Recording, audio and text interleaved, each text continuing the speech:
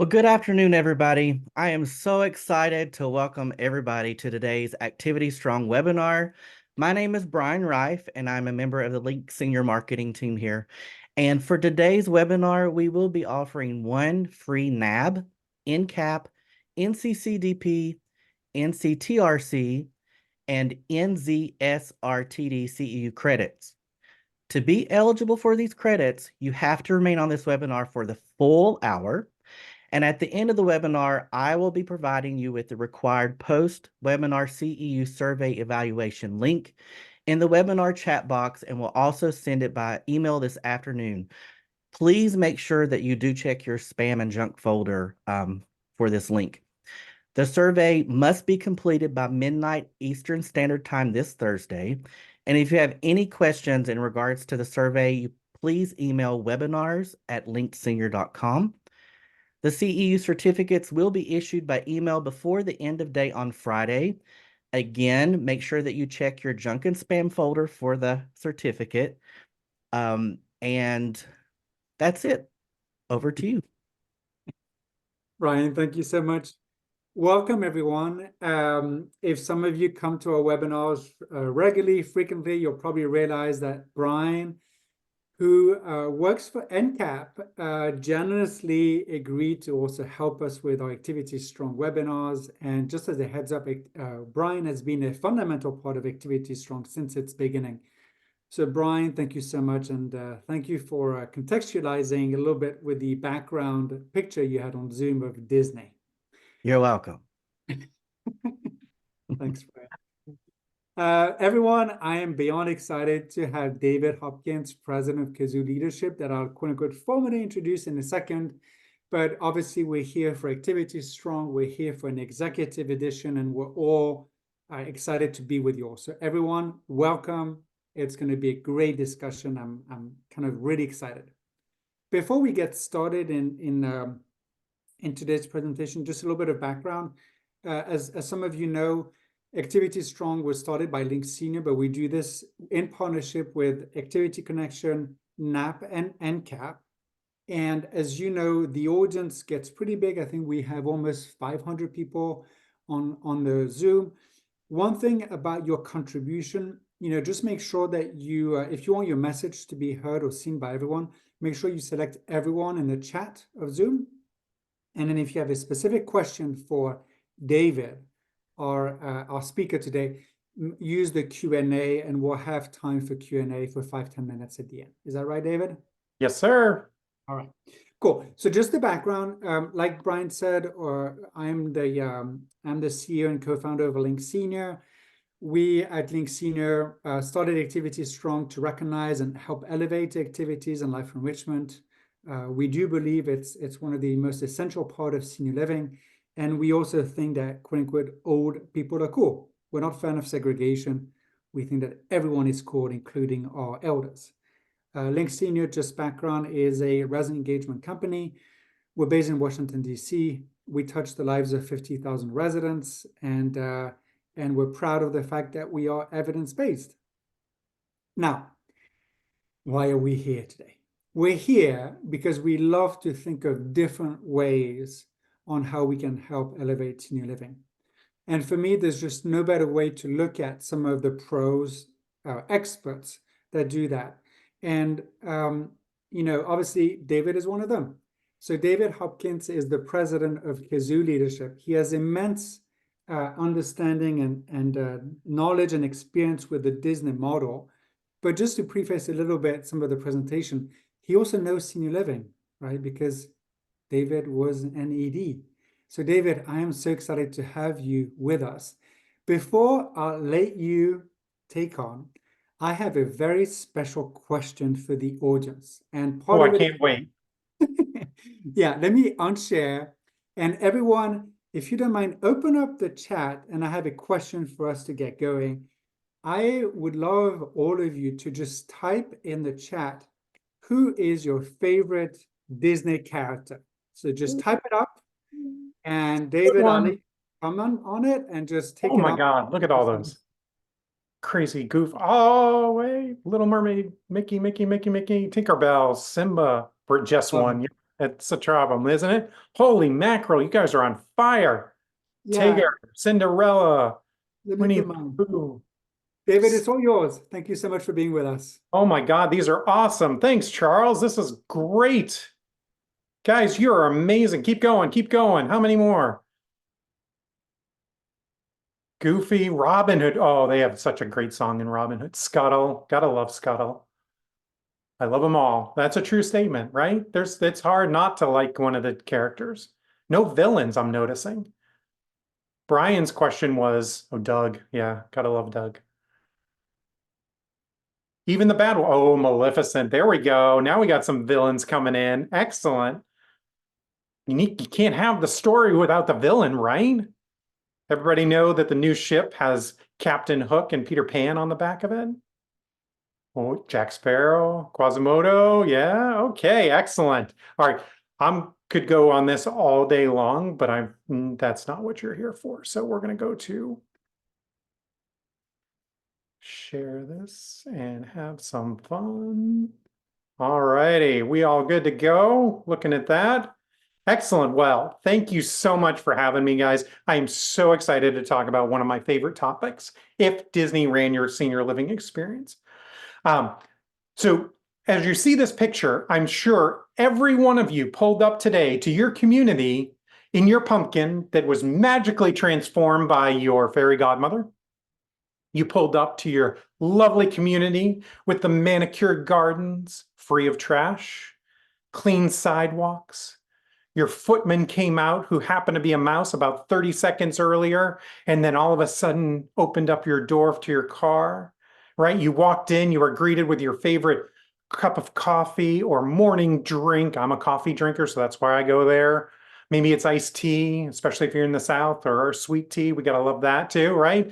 And that walks in the door and you hear the beautiful music and you're at work, right? That happened to everybody today? Raise your hand if that happened to you today. Okay. All right. So we got to, oh, Shreveport. Good job. Way to go. Keep going. Awesome. So when you do that, what kind of feeling does this picture emote? And this is really interactive. So I've got the chat up. We're going to do some Q&A at the end. So keep popping in chat questions.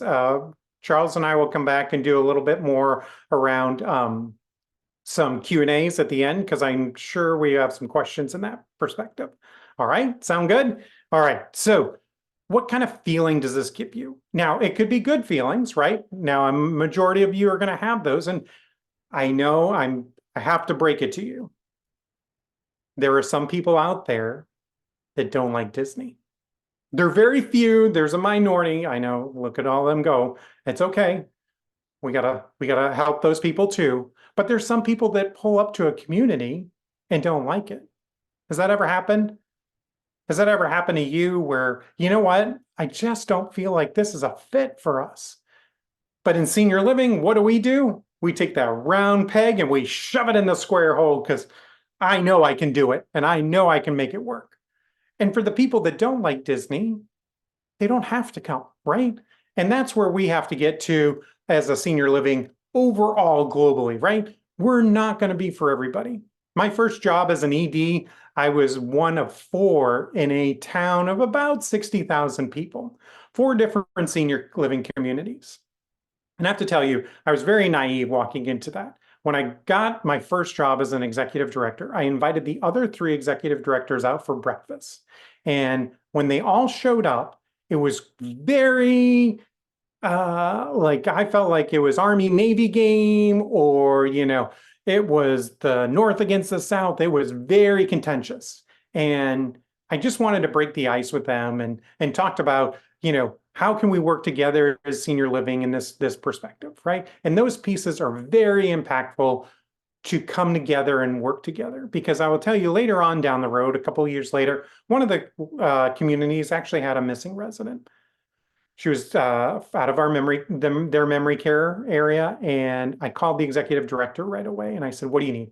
You need more staff? You need people to watch people? We'll send people over and help." And she was flabbergasted that we had offered that, right? But when we fail in senior living, it's not community A failed, it's not community B failed, it's everybody in senior living failed. So we've got to get better as a whole on that piece of that. So hope today I'm going to give you a little bit of insight into how Disney does their magic. So Disney provides magic for most of us. And if you've ever experienced it, you'll know that it is a phenomenal experience. You'll know if you came and you had a bad experience, they were doing everything they could to fix it. And we want to get that into our senior living component, right? So we want to be able to execute a perfect event. We want to be able to pull up to a magical castle and find people that are happy to be there, maybe free of the mice, but hopefully they're the footmen at this point in time. And we can create this kind of magical experience because let's be honest, our seniors deserve it.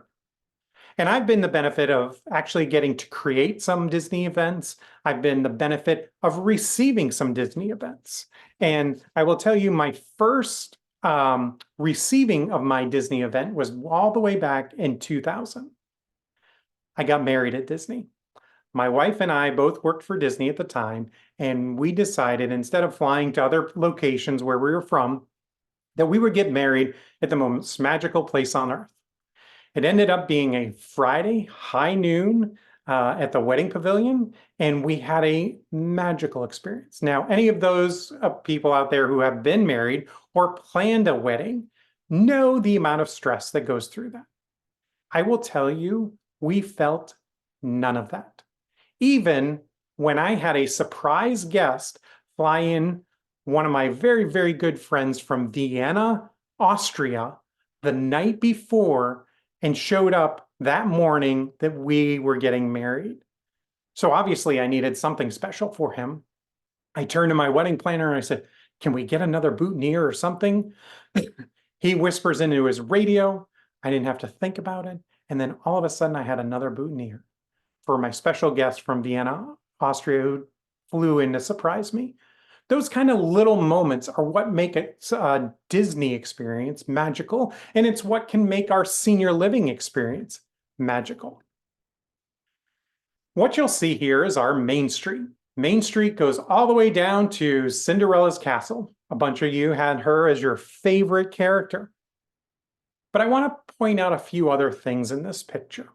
This is a feeling that Disney creates. So you're actually going to notice there's some water in the sides of the streets that are there. That's because these streets get hosed down every night while the park is closed so that everything is clean. The other thing I want to point out to you is something that Walt was super passionate about because when he started Disneyland, he used to take his kids to an amusement park. And the problem was the amusement park back then was not like a Disney park is today. And what was bad about it was there was trash and cigarette butts and just not an enjoyable experience, especially when you had little kids. Because who has little kids knows they pick up everything on the ground, whether it be shiny or not shiny, right? And then you got to get out the hand wipes or find a bathroom to wash the hands, because God knows what was on that. But if you look at the trash cans, Walt sat on a bench one day at the amusement park that he was visiting with his daughters, and he noticed and he started counting 18 paces. 18 paces was the amount that somebody would hold on to a piece of trash before they threw it on the ground. So when you walk down Main Street or you walk into any Disney park, there are trash cans every 18 paces. That's a lot of trash cans. But Walt didn't want the trash on the ground. He wanted it in the trash cans. So if you're willing to go 18 paces with a piece of trash in your hand, it's a phenomenal experience that it goes into the trash receptacle versus the ground. And I will tell you, one of my most impactful moments as a leader, new leader at Disney when I got trained was Michael Eisner made a visit to Walt Disney World.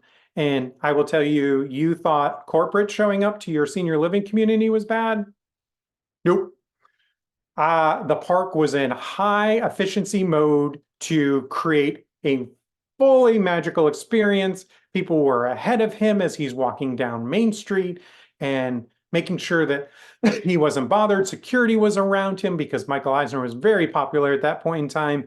And a kid going by in a stroller had a Mickey bar, because Mickey bars are the best. You got to go get one when you're in the park, dropped his wrapper. He didn't mean to, but he dropped it. And Michael Eisner saw that. In the midst of all these people supporting Michael Eisner to make sure the park looks perfect, he walked over and picked up the wrapper of the Mickey bar and put it in the trash can. I was blown away. Here is the CEO of a multi-billion-dollar corporation modeling the value that the founder, Walt Disney, put into place. No greater message about keeping trash picked up off the ground could have ever been instilled in me. And to this day, whether I'm in a community or whether I'm in a Disney park, if I see a piece of trash, I'm picking it up and I'm putting it in the trash can. And then my wife is handing me a sanitary wipe so I can clean my hands. But the attention to detail that happens in Disney is amazing. Now, some of you may know this and have learned that Disney actually creates forced perspective. Forced perspective is a fancy architectural firm. Oh, wow. Okay. Hang on. My lips are getting in my way of my words. I'm going to try that again. Architectural term that shows the first floor on Main Street on either side here is a true first floor. The second floor is 75% of that. And the third floor is 75% of that. That gives the illusion that the buildings are much higher than they are, so that they can actually maintain them quite well. And the angle in which Main Street happens funnels you straight to the most magical place on earth, Cinderella's castle. It creates a feeling that when you walk in, like you would walk into your community, right? We're seeing this now with new builds, this entrance area, this dynamic of walking into a home or a palace or a fantastic high-scale hotel where they are engaged and they are met with their concierge or their front desk person with a great smile and maybe a cool bottle of water or something warm to drink if you're up north and you guys out in Utah that got the 6 inches of snow last week. That's important on creating that feeling as you walk in. The other thing that Disney does is create trust to foster a collaborative environment. Okay, here we go. First big one. I want to see some chats on this one. How many times in your senior living experience, especially for my activities people, here we go. Charles is waiting to watch this one. He's excited, I can tell. Have you asked and created trust with your maintenance person to say, I need 3 tables set up for my event at 2 o'clock. And they show up at about 2:15. Okay. Oh, there we go. Oh, okay. So it's happened once or twice. Creating that trust and that forming that collaborative environment is huge. At Disney, there's multiple lines of business, much like in a senior living environment, right? We've got food and beverage, we've got activities, we've got housekeeping, we've got maintenance. All of these need to work together. And this is where you have to build the trust. You have to engage them in the pieces that are important to them. And the easiest way I found of doing this in my 10 years of being in ED is to get them involved in the residents, right? Because it's not for me. Listen, I'm going to plan 150 activities this month or maybe this week or maybe Tuesday, right? And I need your help to create these environments, this feeling, this attention to detail, not for me, because this doesn't matter to me. This matters to our residents who we serve. And when we do that and we make it impactful, you start elevating that trust. You start delivering on that. As far as establishing that trust, that's where we've got to maybe give a little bit more in the beginning to have them be more acquiescing to our requests, right? Sometimes we've got to help them do the setup. Sometimes we've got to do the setup ourselves. If they've had 2 maintenance people call out and there's only one person who's plunging a toilet at that point in time. And I know we're all involved and we're heavily ready to jump in at a moment's notice. But this is where we can elevate our trust and create that collaborative environment, because when you give a little, you can take a little. I will tell you, one of the other times that I got to work at Walt Disney World, it was planning physician events. And so we do big conventions for them. And it was probably the most challenging one of events that we would have to create, because if you've ever met a physician, they kind of think they're the boss at all times over everything. And Disney had a hard time figuring out who was the true leader of that event. And if you've ever been to a conference at Disney, the event leader actually gets a small little Mickey pen that they put on their shirt. This tells the entire staff that if this person requests it and says, I authorize that to go on the BEO, that they can do it. That's huge for a staff of a couple hundred that are serving over a couple thousand and receiving direction from a lot of different people. But we know who we can take the order from.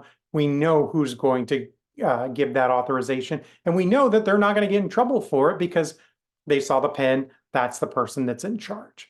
Super easy task to do.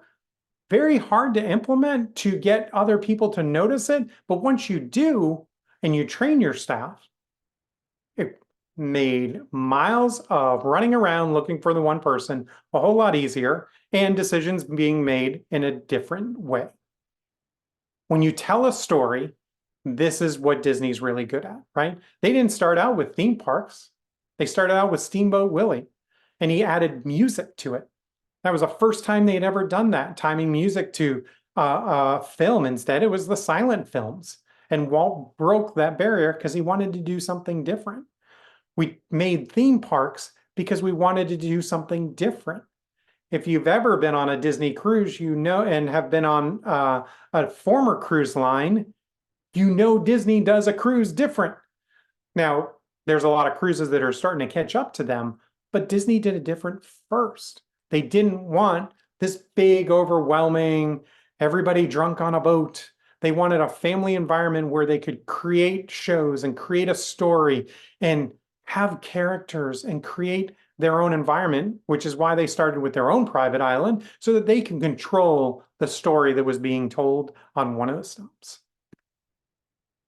Little things matter. Little things matter at Disney all the time because they do.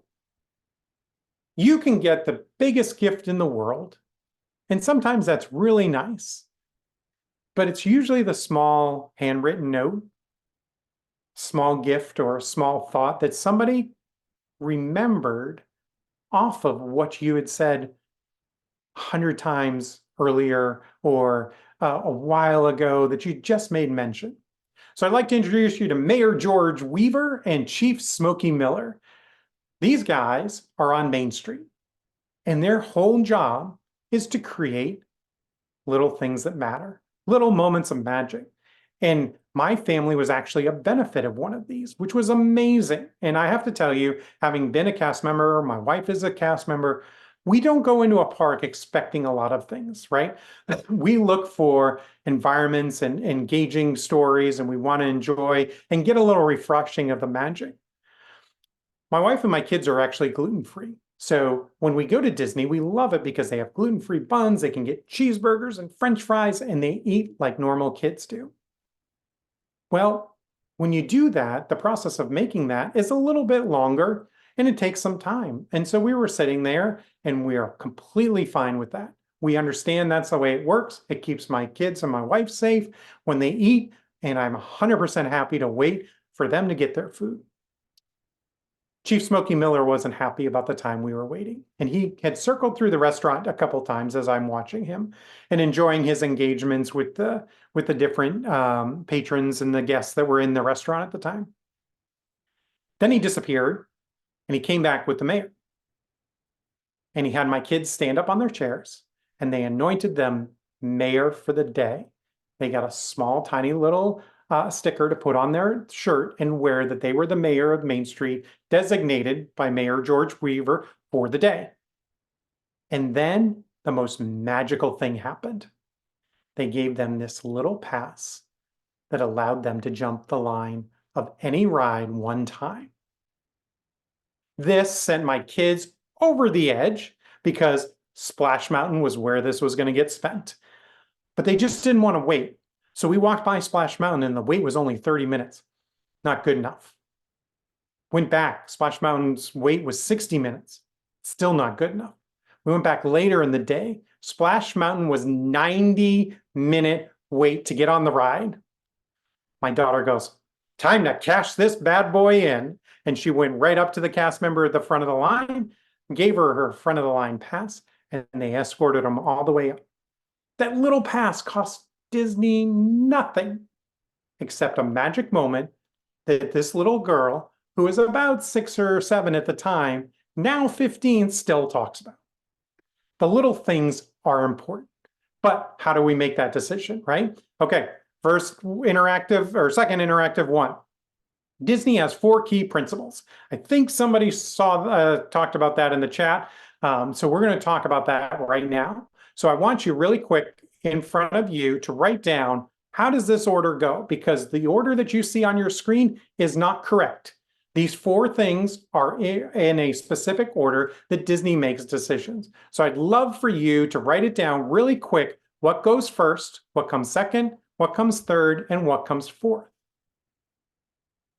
While you're doing this, I want you to think, is this how you make decisions in your senior living community? Is this how you make decisions in your home? Is this how you make decisions when you're dealing with that fun daughter who happened to do something that thinks you can do your job 10 times better and is there to inform you every step of the way of how that job goes?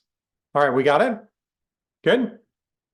Okay, so honesty, here we go. I'm going to give you the answers and we're going to talk through them real quick, but I want you to look at them and figure out, go back and say, why did I make the decision this way? Because only you can answer that. So the first thing at Disney is always safety. Safety is our #1 priority. Nobody wants to go to Disney and be unsafe. Have you seen some of these roller coasters that go upside down, backwards and forwards, hanging on by a thread? Not for me. Not excited about that, not enjoyable for me. Do not like those thrill rides. I am more of a Tiki Hut, small world kind of guy with a Dole Whip. This is paramount. Safety is our #1 concern. What this means is that anybody in the park can make a decision based off of safety. And I'll tell you, I saw this happen. We had a cashier who was walking across to go downstairs to deposit her cash drawer at the end of the day. She had about a couple $1,000s of cash in the cash drawer.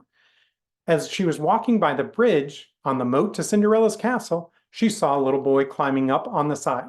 Parents were not paying attention. They were knee deep into the map, looking at where they were going to go to next. And the boy was getting close to the top. She dropped her cash drawer and ran over to pull the boy and assist him from going over into Cinderella's moat and back onto the ground.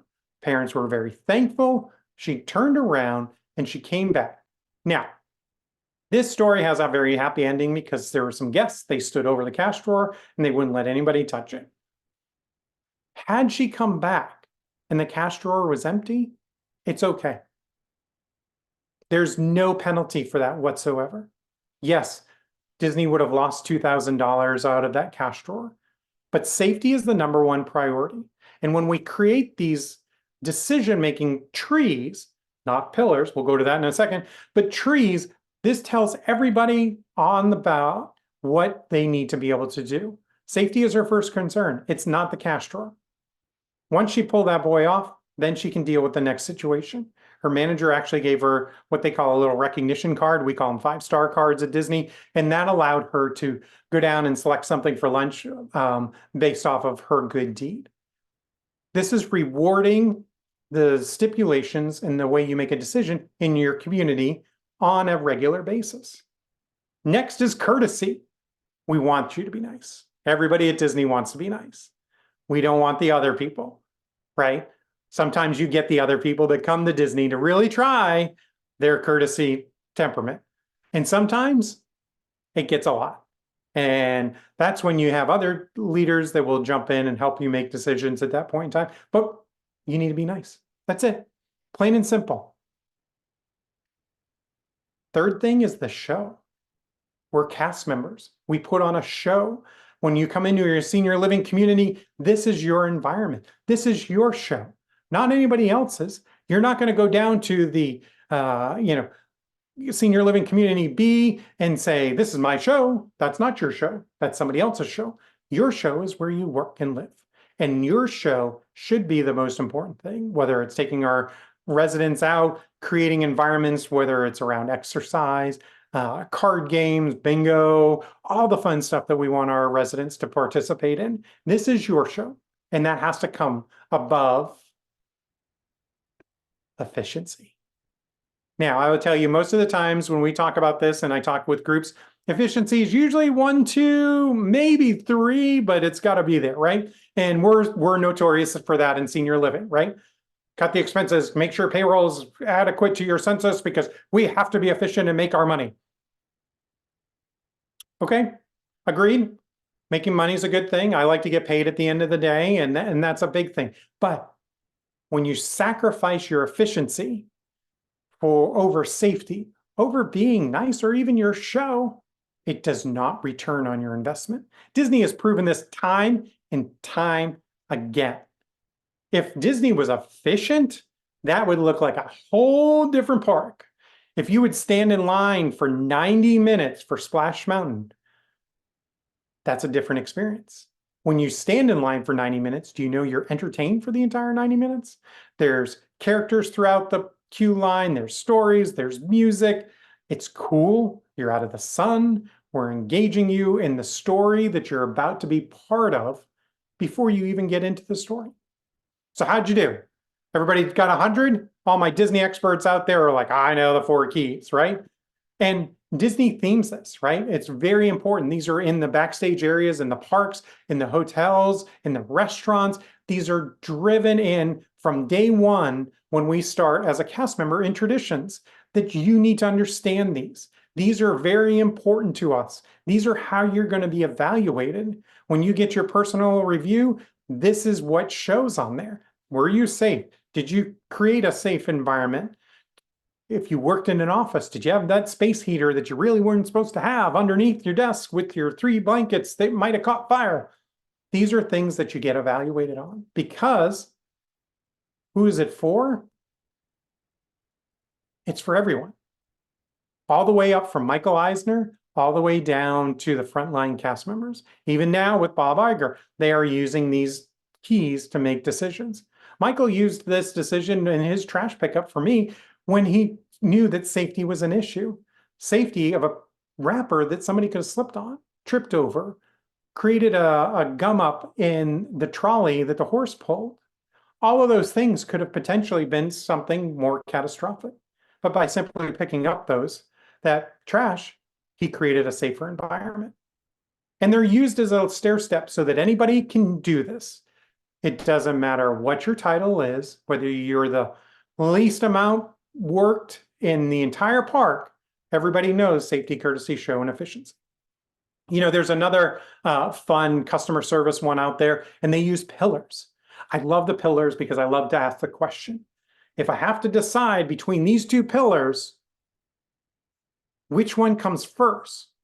And then the other one falls down. What happens to your roof? Your roof falls in. That's a problem because we don't want the roof to fall in. We want to be able to make clear decisions and not have to weigh one against the other because we don't have that time. We have a split-second decision that we need to use them. And that's why Disney created a ladder system. And they're important because this is how they make decisions so that you can sit in a meeting, and if you're choosing the efficiency of an operating system over the safety of it, it doesn't go to market. It doesn't go on the table because it's automatically against our values and it's shut down. And anybody can shut it down because there is a safety concern, or it didn't meet our courtesy standards, or our show is going to be compromised because you want to be more efficient. Do they change? Nope. Haven't changed in over 50 years that they've been using them. They talk about adding some, they talk about subtracting some, but these 4 keys always are important. And what's important about them is they've lasted, and it's created moments of success in how they do that. And you're asking me right now, but how do I do all this in my community? without a big Disney budget for fireworks and Cinderella and everybody else, right? And we're going to talk about that in our guest service guidelines, right? So these are 7 steps that are drilled into every cast member as they come on board, starting with the day of tradition.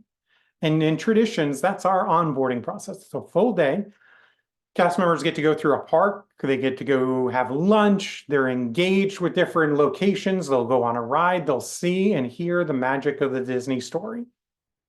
But when they're in the park and they have their name tag on, the people who are teaching this, who are cast members, they audition every year to be able to do traditions and teach the values of Disney, are evaluating them. There's a great book out there called by Fred Lee, 9.5 Ways of Disney Ran Your Hospital. And one of the things that Fred had a trouble with, he was a hospital executive before he came to Disney, was picking up trash. That wasn't him. That was custodial or housekeeping. And that was a hard thing for him to understand in the process of how do you create guest service, right? And so very simply, Charles and I were kind of teasing this on LinkedIn. We make contact and smile, right? How many times are you walking down the hallway and you see that daughter and you're like, I gotta put on a good smile because I really don't want to talk to her. And engaging her in that contact and smiling, welcoming them into your environment, and then seeking them out, right? There's a lot of times we will just want to close the door in our office and just go, just give me 10 minutes. I just need nonstop. And then you get the knock, knock, knock at the door, and there's a resident inquiring of what's going on next. Provide immediate service recovery, right? You see something wrong, fix it. Fix it right then and there. The amount of times I can tell you as an executive director of somebody fixing something very small has probably prevented a good 50% more incidents that could be bigger because they handled it when it was smaller. Sometimes it's not within our job purview. Sometimes it's not in our guidelines. Sometimes it's just a step out that you have to do in faith, that if you solve something small, create it and stop it from becoming big, nobody ever knows about it, right? And that's kind of hard because you really want to be recognized for that work, but you've stopped a bigger problem from happening.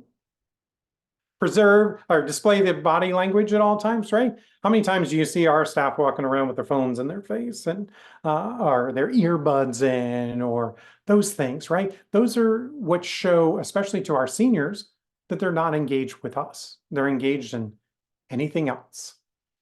Preserving that magical guest experience, right? They don't need to see or hear, our trials and tribulations. And I will tell you, there's a lot of times that we might find a resident that's really good friend and we develop a meaningful relationship.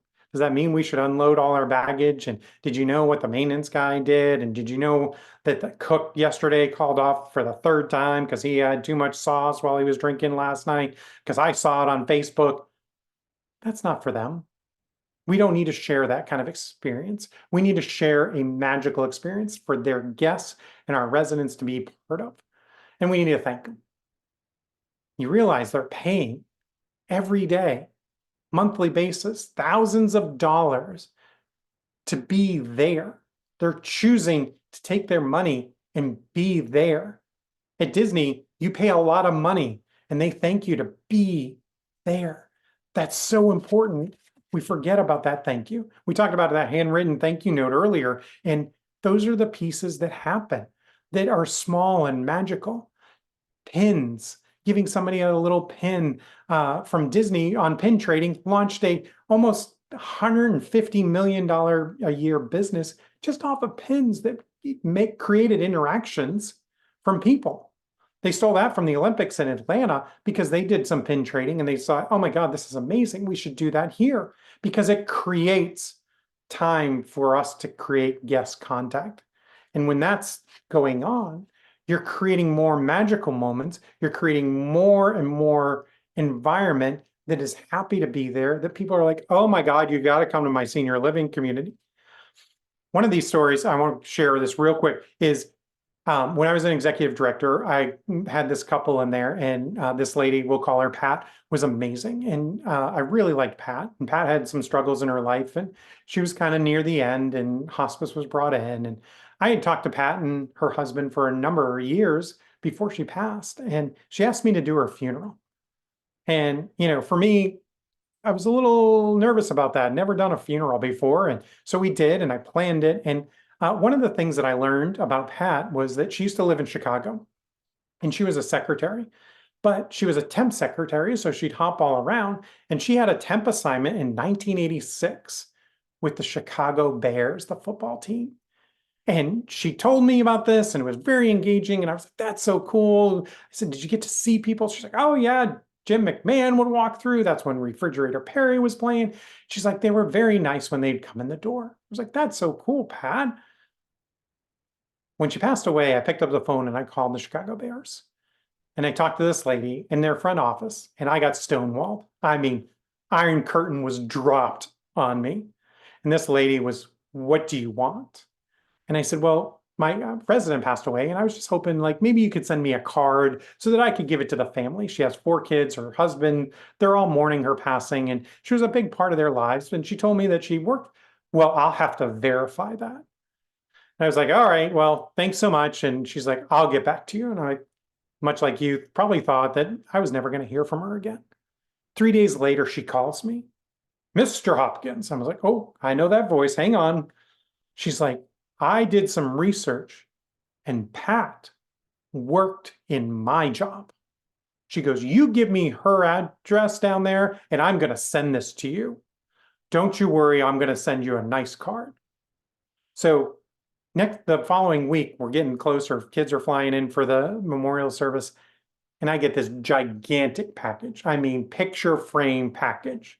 And I'm like, what is this? And I open it up. It's a Chicago Bears jersey with her last name, the number 86, the year that she served, and a letter from the chairman of the board signed by a bunch of players that the Chicago Bears were mourning the passing of their teammate, Pat, and wished her Godspeed. I was blown away. So I quickly covered it up, and I unveiled it during the memorial ceremony. And the kids were like, did you know that mom worked for the Chicago Bears? And then the kids started arguing because they all wanted the Chicago Bears jersey to be hung in their house. And the husband said, nope, that's coming with me. That's your mom's. You guys can fight about it after I'm gone. But that little tiny snippet of information allowed me to create a magical experience for her. And I have to tell you, that's what Walt did. He didn't set out to build theme parks and become what we call now one of the greatest leaders. He was a guy who just wanted to make things better. I love this picture, and because it shows him with a loosened tie, he's working with the animators. Quick story about Walt. When Snow White was being done, he would go into the art animator's studio at night after everybody had gone home, and he'd go through the trash. And he'd open it up and he'd look at the pictures that they had drawn. And sometimes he liked what he saw, and he would smooth it out on the artist's desk, and he'd write a handwritten note on it. I like this. Keep going with this idea. So could you imagine coming in the next morning after you left your community and finding your president of your organization pulled out some of your trash and wrote, hey, I think we should explore this kind of trip. Maybe why don't you do a little bit more work on that? Would that not blow you away? It blows me away, but the amount of integrity that Walt Disney had to go in and encourage people is huge. Because Walt Disney didn't want to set out to be the best senior living or the best theme park. He just wanted to do things differently and improve them. So as I wrap up, my favorite Walt Disney quote around here, we don't look backwards. And we could spend a lot of time looking back and pointing fingers of who did what and that, but we keep moving forward. If we keep moving forward in senior living, we're going to open these new doors, we're going to be better, and we're going to improve things. And I have to tell you, the curiosity is going to lead us down new paths. We're going to do new things with dementia training and how do we care for our dementia residents? How do we integrate our independent living folks in with our assisted living folks so there's not a solid wall and I don't want to be with those people? Those are the things that we can create in our environments, not with a huge budget, not with anything else, but those small little moments of little things that matter and Disney magic. So we've got about 15 minutes left. I want to invite Charles to come on back in here. And Charles, I'm going to stop sharing my screen, but I would love to hear some questions and let's start talking. Thank you so much, David. Can you hear me all right? Yes, sir. Cool. If anyone has any questions, feel free to drop them in the chat or in the Q&A. But let me just start by thanking you, David. This was amazing. It's a pretty meaningful. I don't know if you saw in the chat, but a lot of emotions through the stories you were sharing, and a lot of discussion around the questions you had. So yeah, maybe to just get us started, I was thinking, David, you really have this unique experience going through the training and obviously living senior living when you were in ED. And so I'm just curious, what's your best example of something Disney that you've seen successful in senior living? Yeah. So, the best example that I'm seeing is, Disney's really good at training people. And I've seen some senior living organizations really train their people well.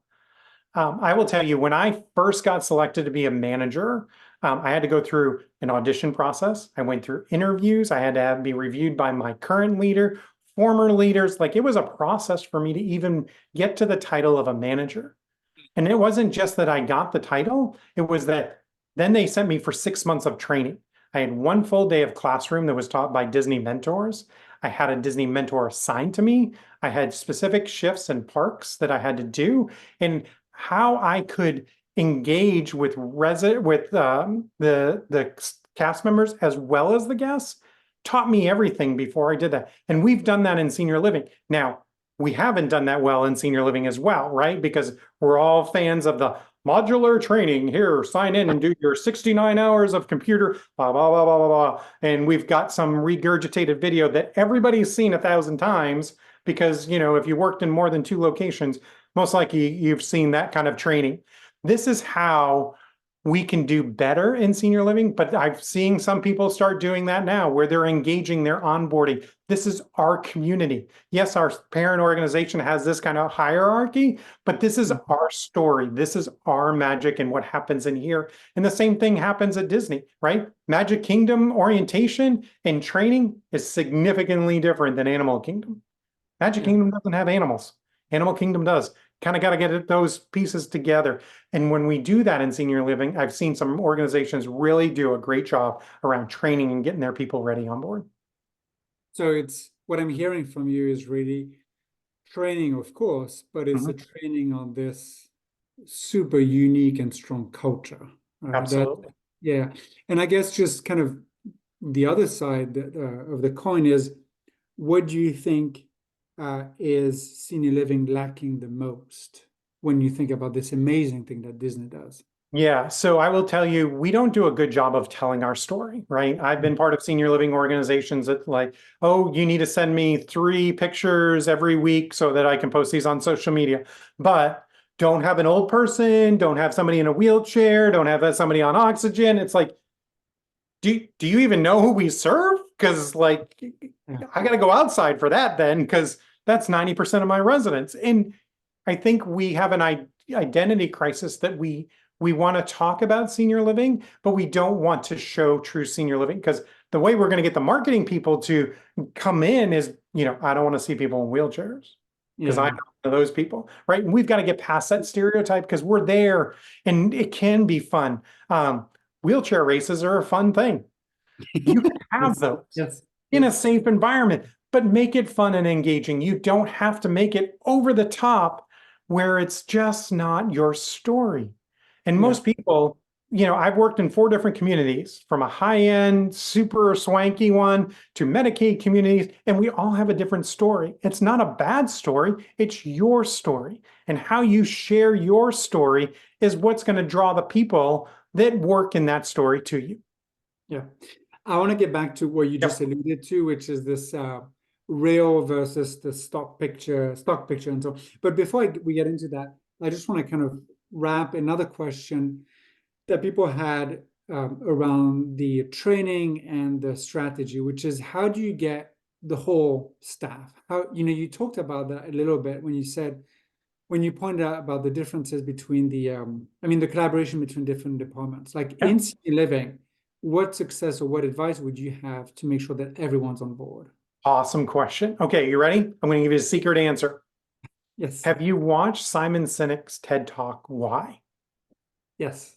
Yeah. Yeah. So start with that. Yeah. Because I'll tell you, my first, as an ED into there, I started with that and I did the 3, right? Yeah. And the what is who we are. The why is why we're doing it. And when you talk to people in senior living, listen, we've all had those employees that show up for a paycheck, Yeah. completely disengaged. But when you put them in a room and you're doing a team meeting and you ask them, why are you here? Like, seriously, because if you didn't know, senior living is having a hard time hiring people. And you can go to pretty much any senior living and find a job. So if that's the case, why are you here? Like, Yeah. why not go down the street? And I'll tell you, back when I started in this in 2014, 13, like we could do a couple interviews, but I was hiring people at $10, $12 an hour. Wawa opened up this beautiful gas station at $15 an hour with a 401k. And I'm like, why are you here? If you truly just want to make money, go to Wawa. They're going to pay you $3 more and you get to start investing in a 401k. God bless you. Go. I give you my blessing to do this, because if you're not here for the right reasons, if you haven't experienced it, then you're in the wrong place. Any job will pay you money to do a job, and you can fluctuate that based on your needs. I'll tell you real quick, Charles, I had to remove life support from my dad because the senior living community that he was at flipped my cell phone numbers, and the hospital got the wrong phone number and didn't call me, that they put him on a ventilator. What? I'm in senior living because I want to make sure that I can make a difference and that doesn't happen to somebody else. That's my why. And other people have their whys, and you have to tap into it. But the other thing as a leader is when they come in and they're like, I need 25 cents more an hour. Well, Charles, you told me your why was you're here to serve because you're reminded of your grandmother. Are you saying your grandmother is worth 25 cents? Like, I'm confused now. Because you told me your why and why you're here. So if it's money, that's your why. If it's not, then I need to focus on this. And that allows you to have a much more honest conversation with your team at that point. Yeah, I love it. Thanks for sharing also, David. Yeah. About the why. So you kind of alluded a little bit to this topic before, which is that, if you go to some senior living websites, it doesn't feel real, right? And I think part of it, part of the struggle is us as an industry realizing that we're not only hospitality, we're not only healthcare, we're kind of this very unique thing. Yeah. What would be your advice to best convey what senior living truly is about? Yeah. So senior living to me, right, is that environment that if we didn't need senior living, everybody would be at home watching Wheel of Fortune. Yeah. Right? Because I can get you a home health nurse to change, 3 times a day and dispense med 3 times a day. That's a piece of cake. Senior living is about community. It's about the engagement. And this organization, you, Charles, and what everybody does on here with our activities is the lifeblood of what goes on in our community.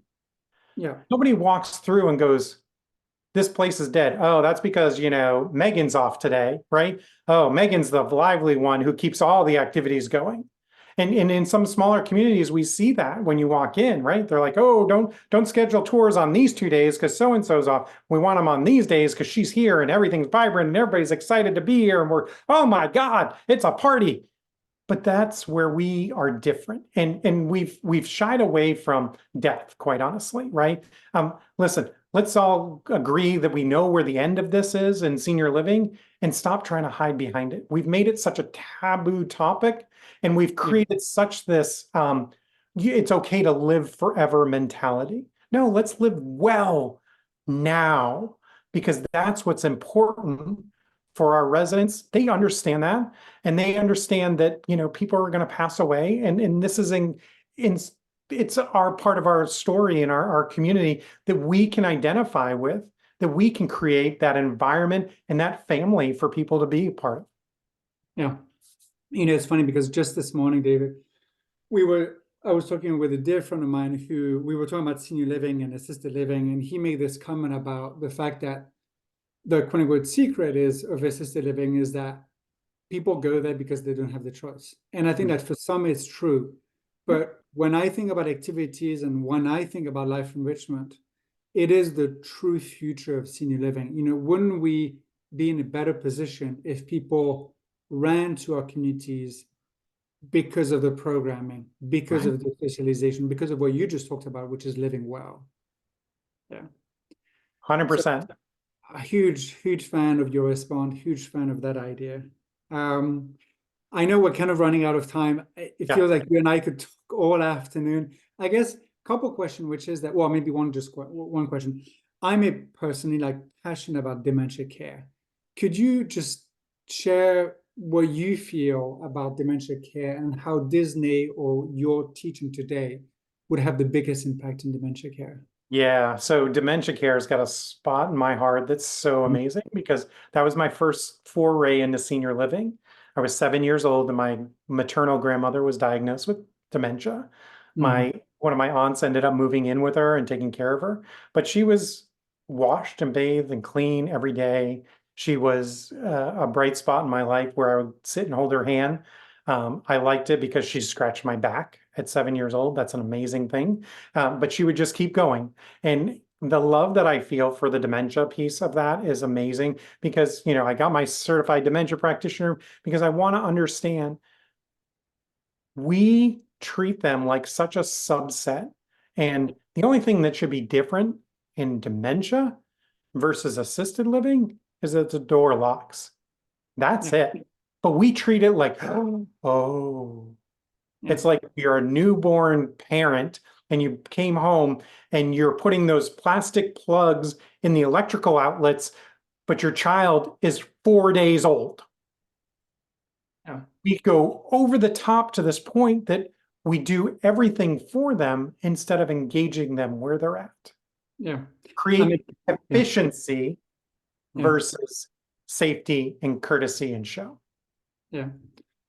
I'm a huge fan of this simple question, which is, if I told you I had dementia today, like if I told you right now, would you treat me differently and why? And obviously that, if you start thinking that way, last question, David, and thank you so much, but I'll try to make it last.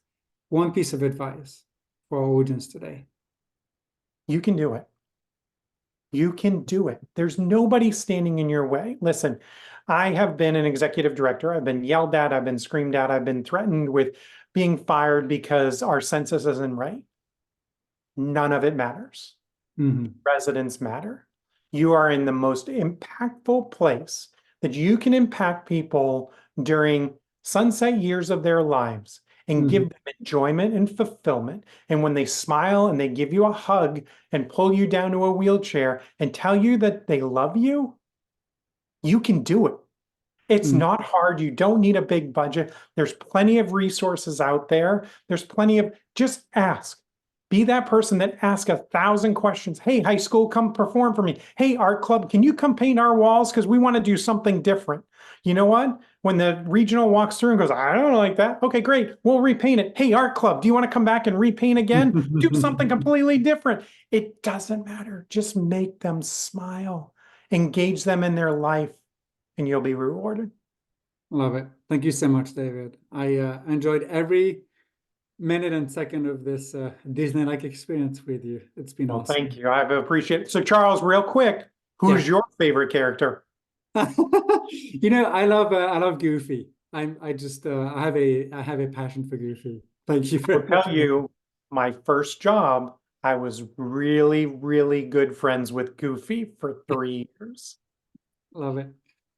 Thank you, David. It's been awesome. Everyone, just a couple more things before we wrap up. I would love it that you'll consider reaching out to David. His website is Kazoo Leadership. In the chat, we've placed several times, and I'll do it one last time, his LinkedIn profile where he posts amazing content. So maybe just a first step is connecting and seeing some of his thoughts. David, that was awesome. Thank you so much. Thank you, sir. You guys have a great day and make it magical. Love it.